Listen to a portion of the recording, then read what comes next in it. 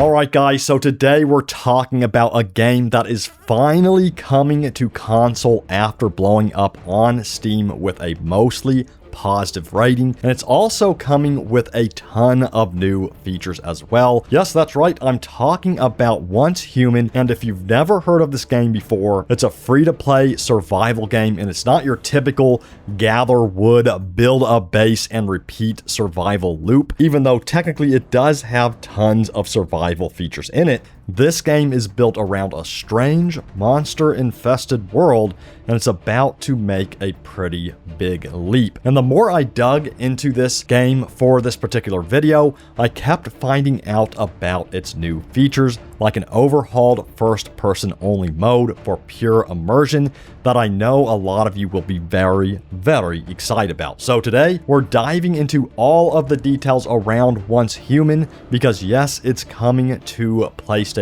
and Xbox on August 25th. Also, a very special thank you to Once Human for believing in what I do and sponsoring this video. Alright, so for those of you who are completely new to Once Human is a free-to-play post-apocalyptic multiplayer survival game. You're dropped into a strange version of our world that's been twisted by some kind of cosmic anomaly, and reality doesn't really follow normal rules here anymore. And the world is split up into different scenarios, basically different rule sets and environments you can drop into, each with its own flavor of chaos. Think of it less like one giant open world and more like a living game that keeps reshaping itself with different rules depending on what scenario you're running in. And we will get into a couple specific ones in a bit because they are definitely different from each other. But here's the thing that actually separates Once Human from every other survival game out there.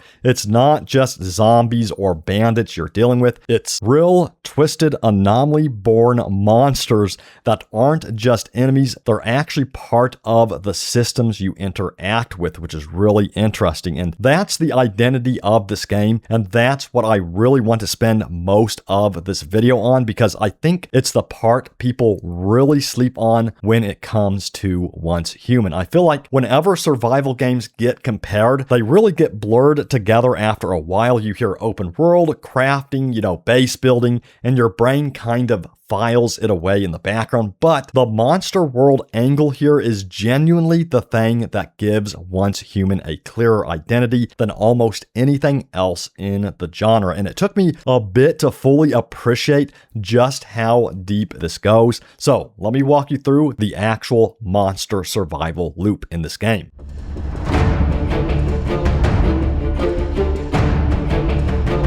So let's talk about what makes the gameplay loop here so different and fun, but also very replayable when comparing it to other survival games. So in a normal survival game, you explore, you gather, you craft, you build a base, you fight off threats, and in Once Human, it has all of that, but the difference is that the monsters and the anomalies aren't just obstacles, they're actually woven into how you survive and progress. There are things called deviations and also little pals, basically these living companions and systems that come from the monster world, and instead of just being scary things you avoid, they become actual tools. So they support you in combat, they help you with resources, they help you with progression, and the monster world isn't just there to look creepy in the background, it's mechanically part of how you play, which is really cool. And that shift is what makes this really feel different. You're not fighting against the monster world, you're actually learning to work with it as well. And if you want one moment that immediately communicates the scale of this game's monster design, there's an encounter with what is infamously known as the bus monster. And when you run into something like this, it tells you immediately that this isn't a generic survival game with a horror coat of paint on it. The monster world is the whole identity. It's the reason the game exists. Then, on top of that baseline loop, Visual Will Seasons, taking Season 3 as an example, pushes the monster mechanics even further. You've got things like deviant hybrid gameplay, which is basically monster head gameplay where you're tapping into monster abilities directly. There's also visual deviant zones, which ramp up the anomaly pressure in specific areas, and there are public events where the pressure builds and you're dealing with specific named threats. Stuff like Subway Monster Devourer, Sonivore, and Hoarder. And each of those plays really different from each other. Each one pulls you deeper into learning monster rules and monster behavior instead of just shooting at them until they die. So it's not like mindless gameplay. You're actually learning something and you're actually progressing. Now, Season 3 is a good reminder that this is a live game that keeps adding to this monster world rather than drifting away from it. The fact that console players are jumping in during Season 3 with all of this content already live is actually a huge deal. They're not arriving at, the skeleton launch of the game. They're walking into a fully built ecosystem ready for them. Now let's talk about variety, because this is a 2-year-old game at this point, which means there's a lot of content packed in here, and the scenario system is where you really see that depth come into play. Plus, the developers have had enough time to fine-tune the game based on community feedback. So if you're jumping into the game now, you are getting the best version of Once Human right out of the gates. But I want to highlight 2 specific scenarios that show off 2 completely different sides of this game. First is the Endless Dream. So this one leans into Nightmare PvE. It's got this dream core aesthetic where the rules of reality bend even further than normal and you're surviving through the nightmare logic. So if you're someone who loves the atmosphere and world design side of open world games, this scenario is basically Once Human leaning all the way into its weirdest, most visually distinct version of itself. It's a great showcase of how far the game is willing to go creatively. Now, then on the complete opposite end, there's Raid Zone. This is a high-pressure PvP raiding survival scenario. So instead of atmospheric nightmare exploration, you're dealing with territory defense, other players, and mutated combat deviations thrown into the mix. It's tense, it's aggressive, and it's a totally different rhythm from Endless Dream. So 2 completely different moods, 2 completely different ways to engage with the same monster survival foundation. And what I really appreciate about having these 2 different scenarios is that it shows how Once Human isn't really trying to be one thing for one type of player. If you're more of an explorer, Endless Dream is definitely for you. And if you want that high stakes competitive edge, Raid Zone is there for you as well. And honestly, for a free-to-play game, the range of content available across scenarios is one of the stronger arguments for giving this a shot when it launches on console on August 25th. All right, so let's bring this back to the consoles, because this is what the actual news is here, of course. So what console players are actually getting at launch is real native 4K presentation in terms of the graphics. So this strange monster-filled world that's already built a 30 million plus player base on PC and mobile is now getting the next gen visual treatment on PS5 and Xbox.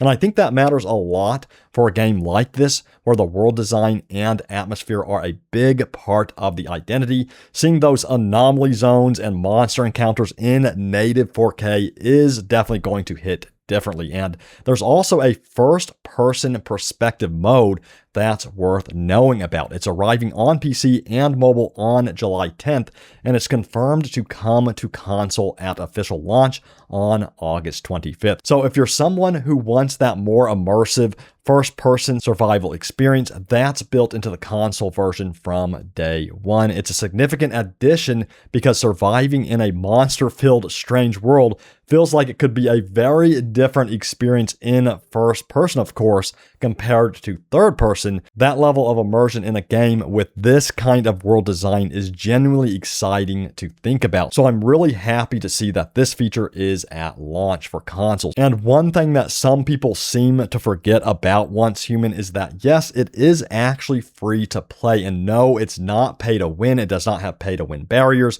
You're not buying your way into being competitive. You're stepping into a very well established game with a thriving community, and you can do that all for free day one. So basically you're getting 300 hours of free content dropping day one. So again, that's freaking awesome.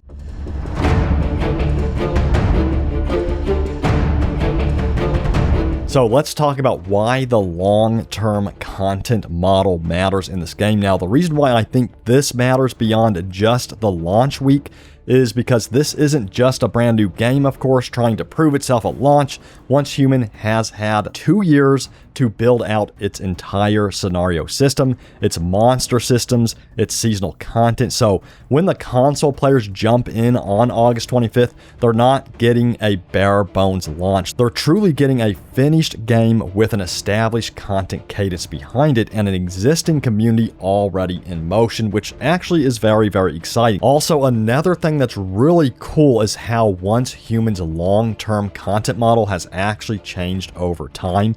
The game originally launched with a seasonal scenario structure where players moved through new seasons with fresh rules, objectives, environments, and challenges, and this helped keep the survival experience fresh, but it also raised concerns from players who wanted a more persistent place to continue their progress and community. So in response, the development team introduced permanent scenario servers last year, shifting the game from a pure seasonal reset model toward a more flexible structure. So players can now join new scenarios for fresh content, but they can also stay in a permanent server and keep exploring at their own pace. And since this update, the permanent server system has continued to receive updates and optimizations, and as an evolution point of the game, this shows that Once Human is not only expanding its monster world content, but also adapting its core live service structure around player feedback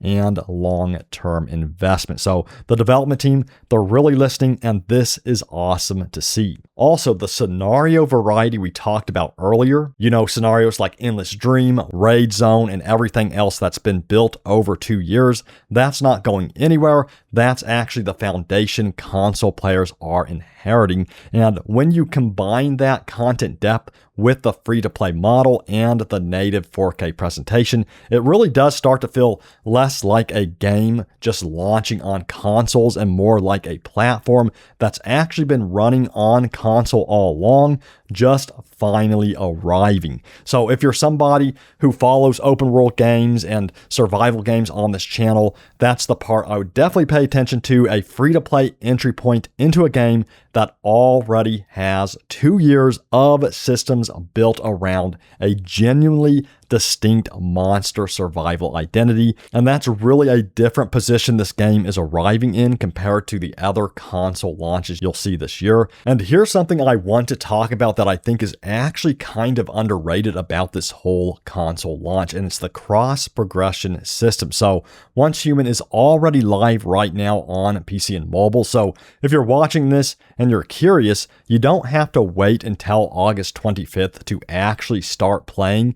You can download it today for free on Steam or mobile, start building your character, learn the systems, get comfortable with the monster survival loop, and then when the console version launches on August 25th, everything carries over. So full cross progression, which is definitely something I absolutely love about this game. And remember, you could just spend the next several weeks getting your feet under you in the game, learn how deviations work, run through some of the scenarios, figure out your play style, and then on August 25th, of course, you then pick up your controller and you just keep going. So that's a really cool setup for a console launch, and it allows you to get a head start in the game. Alright guys, so to wrap up the video, Once Human is officially bringing its monster survival world to PlayStation and Xbox free to play native 4K with 2 years of content already built in, and the official global console launch date is August 25th, just in case you missed me say that